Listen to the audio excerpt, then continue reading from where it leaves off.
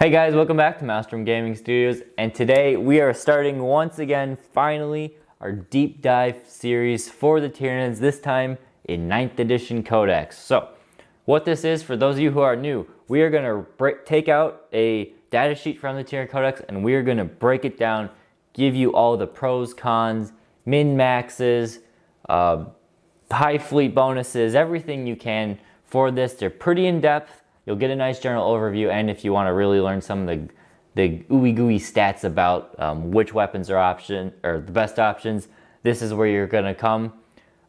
One thing I do want to note, this one is on the Tyranid Warriors, and obviously the more in-depth videos of this series are going to be ones like the Warriors and the Carnifexes, maybe the Hive Tyrants, Tyrannofexes, ones where you have a lot of options. This is really what we're comparing, is all the options we can do. Something like the Toxicrin, it is only really one way to play it, so you might not see those for a while, but we're going to start with the Warriors, everyone's favorite troop choice right now, and I thought it's going to be an awesome time. So before we dive in, I just want to show off, because I'm doing that in these first few videos, we have a couple new cameras. Thank you to our members for supporting us, as well as all of you for watching these videos and sticking with us as we grow.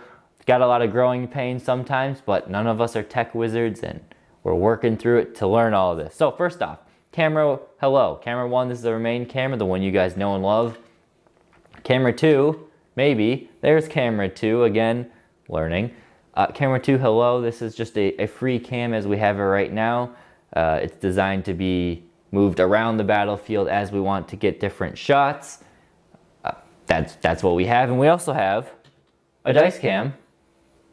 Dice cam here, working on, actually I think the dice cam's the best working one out of all these right now. So there's the dice cam. It can travel with, you can turn it on and off, and that's what we want to do. We want to thank our members and all of you for helping us get to that.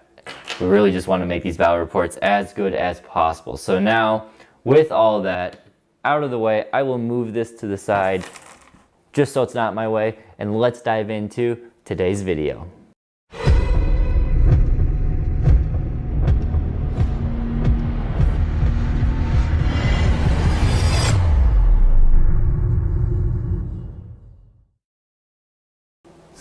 So, like I said, today we're going to cover a lot. We are going to go over the basic profile for the Tyranid Warrior, some of the Wargear all the Wargear options. We'll cover what the best options are. We will go over some high fleet synergies. Some of these have more synergy than other. We won't touch every single high fleet because some of them not necessary, but we'll cover what's important. Some key combos to maybe look at, and we will do at the end a damage comparison. So stay tuned to that if you want to see some real nitty-gritty numbers. First off, the Tyranid Warrior data sheet.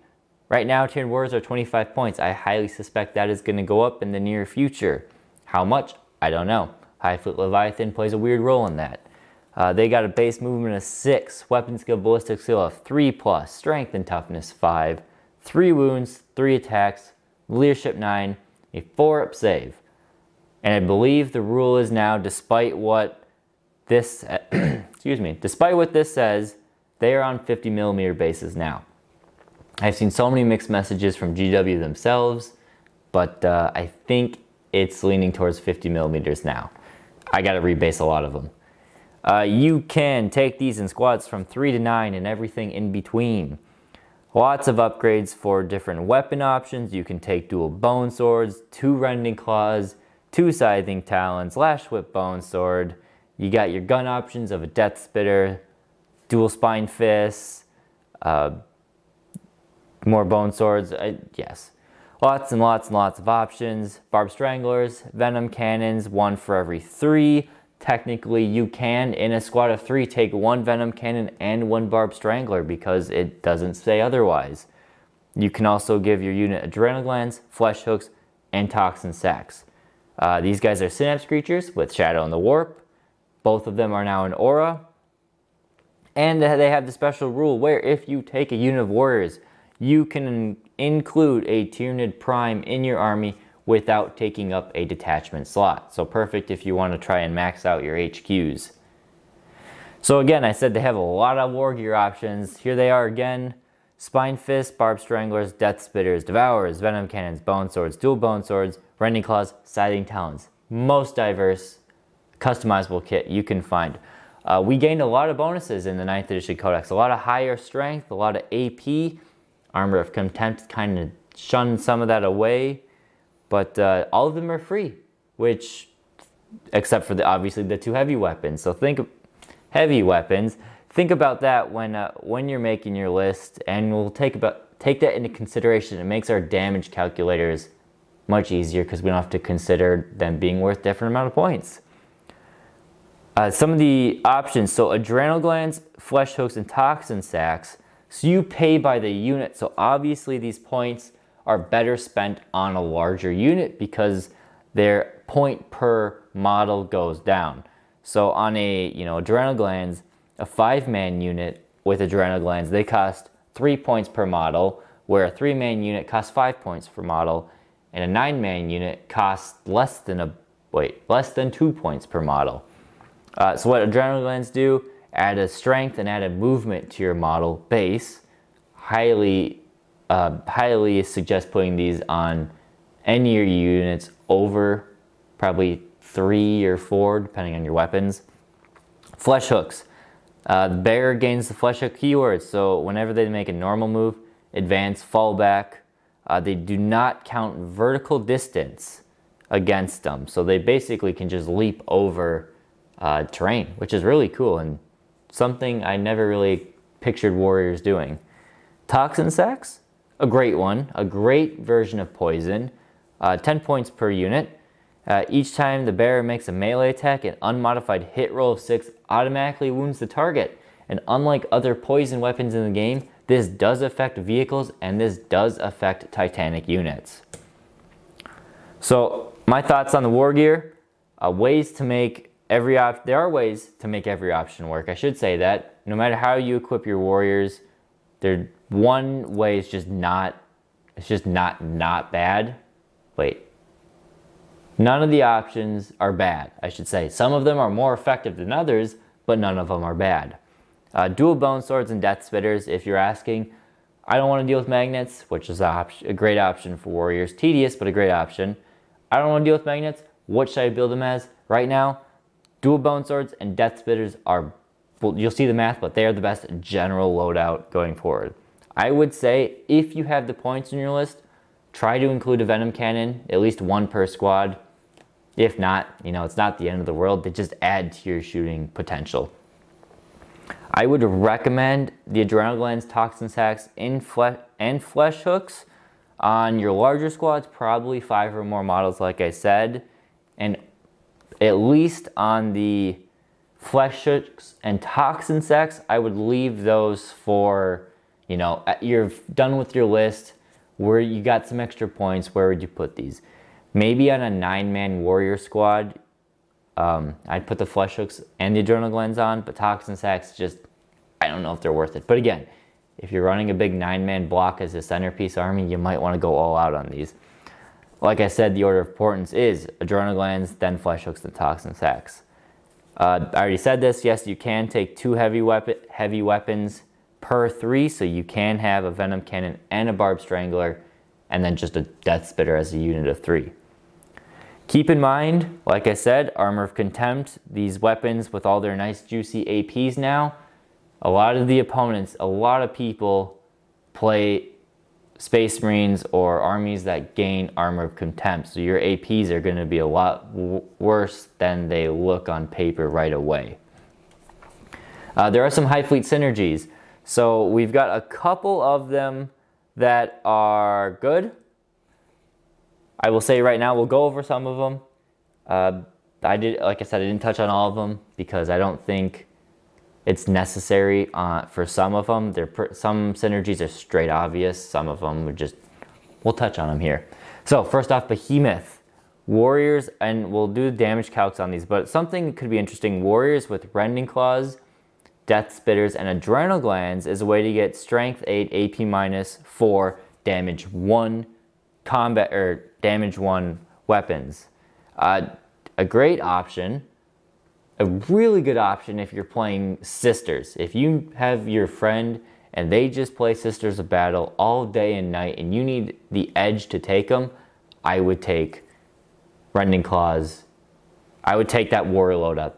They specialize in killing Sisters of Battle. It's kind of funny. But you could take your Warriors with dual Bone Swords and Death Spitters, and you can get to Strength 9 with these bad boys. Otherwise, save the points on Adrenal Glands, make your units a little bit cheaper, and on the charge you can still get to Strength 8. You would miss out on the 1 inch of movement. And, you know, it might... Take it how you will. Hive Fleet Kraken, right now are doing great. Some options you can do with them. You could rock quad Scything Talons. So you could take Adrenal Glands or not. In that instance, it's not really going to make a huge damage on a majority of your damage calculations. A lot of your opponents you're going to be going against are toughness 4 or 7. And that's just the way it is. There is some toughness 5, but there's not nearly as much as there is the rest. And if you're taking quad Talons, you're probably focusing them as a more anti-infantry, so toughness 5 is not in the question anyway.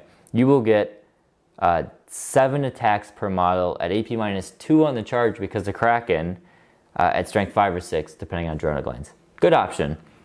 However, I'm going to say this again like I do all the time, Warriors with dual Bone Swords and Death Spitters and Adrenal Glands are strength 8 AP -3 on the charge. Kraken really does help you work around Armor of Contempt. Another fun Hive Fleet synergy is Hive Fleet Gorgon with all their poison tricks now. Warriors with quad Scything Talons and Toxin Sacs could be an interesting thing. You get 5 attacks at AP -1, or sorry, 7 attacks at strength 5 AP -1. You're auto wounding on 6s, and wounding on 4 pluses, excluding Titanic and vehicles. So most of your high toughness things are already going to be toughness 5 or low, or most of your targets are going to be toughness 5 or lower. So that part of Gorgon doesn't really matter. It's more designed for Hormagaunts. But the auto wound on 6s could be nice. We will compare them in the damage calculators. Some other options for playing Gorgon is you could take Scything Talons and you could try Devourers if you want. Giving them Toxin Sacs is big because it helps out their wounding potential. We also, have access to Pathogenic Slime, which allows Toxin Sacs to trigger for shooting. Well, it always triggers in shooting, but Toxin Sacs makes it cheaper. An interesting prospect, though unfortunately you will see in the stats that it's just not that big of a deal. We have some unit sizes and durability buffs. So common sizes are 3-man units for min squad objective holding, 5-man units for medium combat size threats if you want to avoid the blast keyword. You can go, if you don't care about the blast, go up to 6. And then 9-man units, go big or go home. Definitely get the biggest bang for your buck in damage and durability. I think out of those though, you can also easily make 4-man units work fine. 4-man units will work just fine. I would really avoid the 7 and 8 unless you just don't have the points or you just have a point left over. I would really go 6 or 9 and skip 7 and 8. Now, durability buffs. This is our other Hive Fleet trait we're going to talk about. There are Hive Fleet Leviathan, gives them transhuman, which is just disgusting. Why it's full transhuman is beyond me, but nonetheless, you can play Hive Fleet Leviathan if you want some absolutely tanky warriors. It will go a long way because now, them being toughness 5, 3 wounds, and being a big threat to your opponent, they're going to be using higher damage weapons or higher strength weapons on them. So transhuman just goes a long ways. We do have the reinforced Hive node strat, which is 1 to 2 CP, depending on your squad size. That reduces damage by 1. So if your opponent's got a lot of damage 2 weapons coming or damage 3 weapons coming their way, dropping the damage down significantly will decrease the efficiency of their shooting. Finally, Catalyst, 5 up, feel no pain. If you stack Hive Node, Leviathan, and Catalyst all on one block of 9 warriors, your opponent will be hard pressed to wipe out a significant number of them. Even on top, there's some more we haven't even talked about. I'll mention them here. They're not on the slides, but you've got the Zoanthrope Imperative to give them an invuln save, a 5-up invuln save, which is just another level of absurd durability. Or if you don't want to play Leviathan, you can play them as Jormungandr and play maybe more ranged support with them. And now you're talking about getting -1 to hit on them at long distances. So something to consider with your warriors. There are durability options. However, if you ignore these bonuses, their durability, a 4-up save does not go a long way in today's 40k. So it's one of my issues I have with Hive Fleet Leviathan and Tyranid Warriors right now, is that outside of Hive Fleet Leviathan, they can get shredded. And inside Hive Fleet Leviathan, they are very undercosted. But that's maybe a conversation for another time. Let's go into some damage calculations. So what we've got here is all of these, you got a whole bunch of units on the table. On the left side, you see the weapon options. On the top side, you see our opponents. All of these warriors or all of these stats are done with 9-man strong warrior squads. And the reason I did that is that it's more or less easy to work out averages and to work out dropping those averages down to 3 models. Technically, math-wise, it's going to be the same, but I like to work with higher numbers for averages and then multiply them down. So for example, if you want to take these and compare them to what a 3-man unit could do, just multiply the number of the damage they've done by 1/3. Or if you want to see what a 5-man unit does, multiply them by 5/9. And if you want to see what a 6-man unit can do, 2/3. Simple math there, but I like working with the 9-man units. So you can see I've highlighted the winners of each category. Our enemy units are a Eldari Guardian, we have an Intercessor, a Grey Knight Terminator, a Tau Crisis Suit, a Redemptor Dreadnought, and an Imperial Knight. I tried to get as common and generic stat lines as we could find. The only thing I maybe regret not putting on here is a battle sister, to show what a 1-wound thing is like versus the 2-wound Intercessor. But that's okay. That's all right. We'll be fine there. So standard bone swords, no adrenal glands, just pair bone swords. 9 of them are slicing through Eldari, doing a good amount of damage to Intercessors. Grey Knight Terminators, they're killing a few of them. Tau Crisis Suits, you do kill a good chunk of them. That damage 2 does help a long way. Redemptor Dreadnought, only 6 damage, because reduced damage by 1 is obnoxious as a Tyranid player. And Imperial Knights, they do 10 damage because, they don't have it. So good stuff there. Now, if we slap on adrenal glands to our warriors with just a pair of bone swords, we're getting these numbers pumped up. Still 17 Guardians because the strength doesn't matter. We're killing 2 extra Intercessors. We're killing 2 extra Grey Knight Terminators because now we are wounding them on 2s. Crisis Suits, it doesn't matter. The strength, no change there. We're doing an extra 2 wounds to Redemptor because now we're wounding on 3s versus 4s. And an extra 6 damage to an Imperial Knight because we are now wounding them on 4s. I will say, if your opponent is running Titans or Imperial Knights, big toughness 8 models, but don't have invulns in close combat, Tyranids with bone swords and adrenal glands is one of the sneakiest and best ways to drop those things. Yes, it's a 9-man squad hitting hard, but still 16 damage to something like that is a lot. And you could pay a CP to give all of them an extra attack and you'd probably bump that up to 20 damage, maybe more. And then an important question people do ask a lot. Adrenal glands and standard bone swords versus adrenal glands and lash whip bone sword. One of them you get extra attack, one of them you get to reroll 1s to hit. And if you look at the numbers, the pair of bone swords wins out just ever so slightly. Technically, the Lash Whip Bone Sword averages are going to be, the curve on the averages is going to be much more centered towards, if you're looking at a bell curve of averages, it's going to be much more towards the center because you are re-rolling your fails instead of just throwing volume of dice. But with volume of dice, you can be a little more out on the averages. Wider variance, I guess, is one way to look at it. So, Lash Whip Bone Sword, while it sounds nice, it's just not quite there on it in terms of damage. Looking at standard Rending Claws, you can see it also is not there at all, except on the Redemptor Dreadnought, because damage 1 high AP is how you kill Redemptor Dreadnoughts right now. So Rending Claws doing some work there. And sadly, a Parasiting Talons, while it still slays Guardians like crazy, it just doesn't do the work for the rest of the unit. Now we're going to move on to a few more niche combat upgrades. So we have Adrenal Glands and Quad Talons.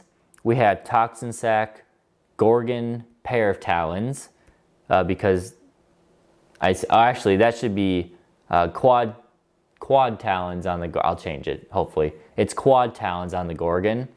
We have Kraken Bone Swords, and we have Behemoth Rending Claws. So we'll go through those again. Again, Quad Talons, slices and dices the Guardians, bringing them up to toughness 6. Really does add some extra damage to them.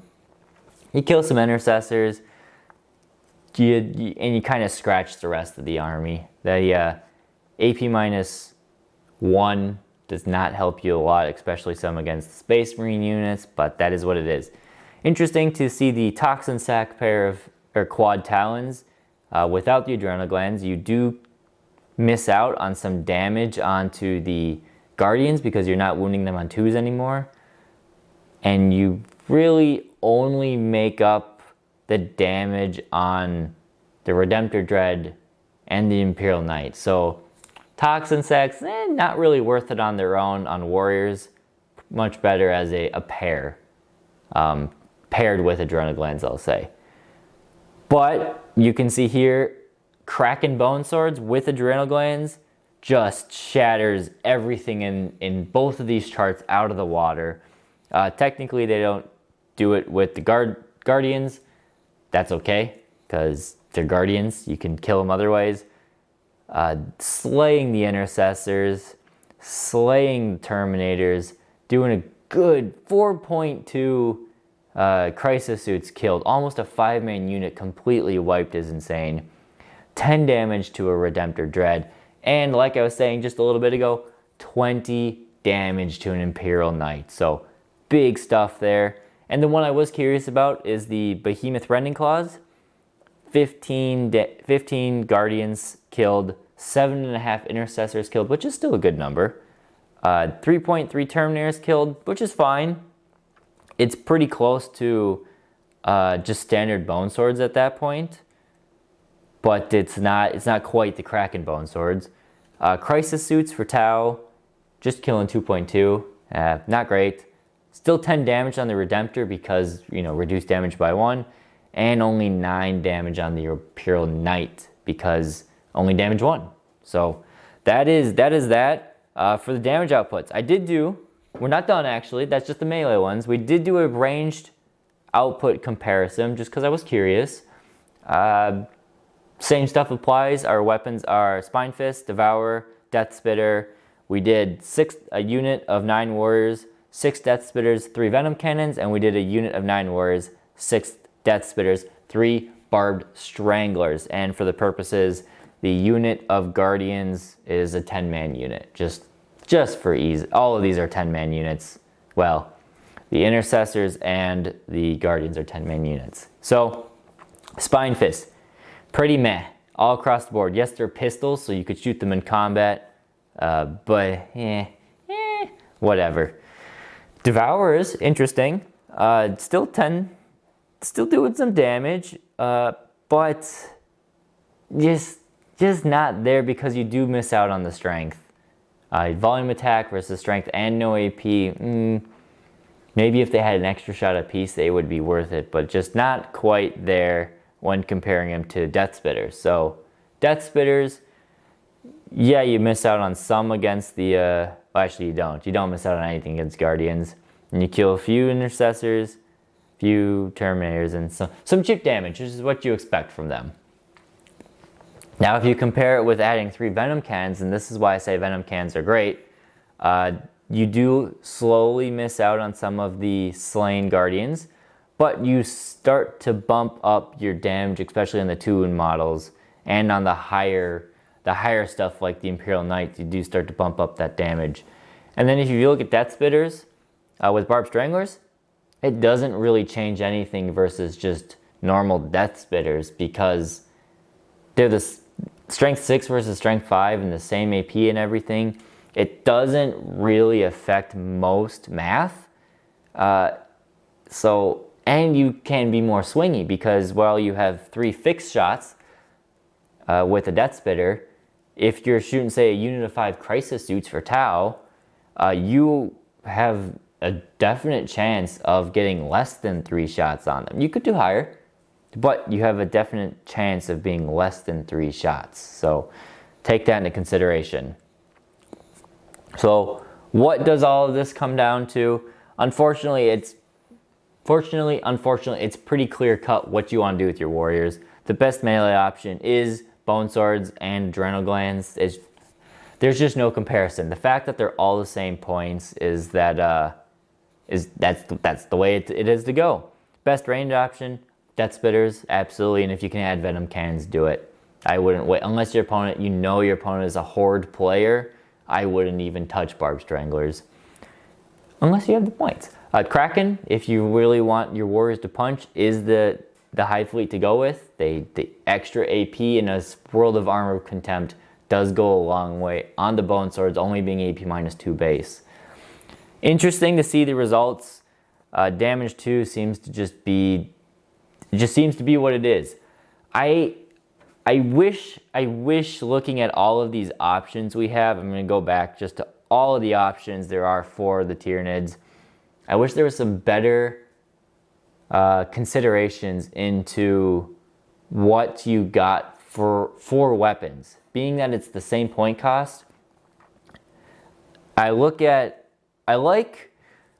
the Lash Whip Bone Sword versus Dual Bone Sword. That's a great, they're really close, but they're not quite close. They're not quite there. So you get rerolls versus extra attack. That's great. Then you look at Rending Claws and Scything Talons. Okay, so you have higher AP versus more attacks. But those two are in like a whole nother league of their own versus the Bone Swords. So if they're all the same points, why take the other weapons? I don't, maybe, and this is me nitpicking to make the Warriors the best unit, like balanced and fluff-wise, maybe make the Bone Swords and Lash with Bone Swords be an extra point or 2 on top of it, and then let the Scything Talons stay cheaper. That would change it a little bit, and you would definitely see Scything Talons come back or Rending Claws come back on smaller units, I think. One thing I think they really missed out on, and I wish they did it, Rending Claws. For Scything Talons, you get 1 extra attack for each Talon. I wish Rending Claws, you got 1 attack for each pair of Rending Claws. Because if Rending Claws gave you 4 attacks versus 3 attacks, now they're looking pretty good compared to Dual Bone Swords. Now you're trading off really high AP for only 1 damage. That would be a juicy change. Maybe, I doubt GW will fix that, but if I had to fix one thing, I would love for Rending Claws to give you just +1 attack. It would make them so much more viable as an option, especially in Behemoth. Oh, they'd be terrifying in Behemoth if you got an extra attack with them. So that's what I think. Magnets are always a great option too, because who knows in 10th edition if these warriors are going to be the same loadout. I have been reconstructing all of my warriors to be Pair Bones or Death Spitter. Some of my warriors are 10, 12 years old because I bought them on a used shelf before as I started getting in. Who knows how old they were then.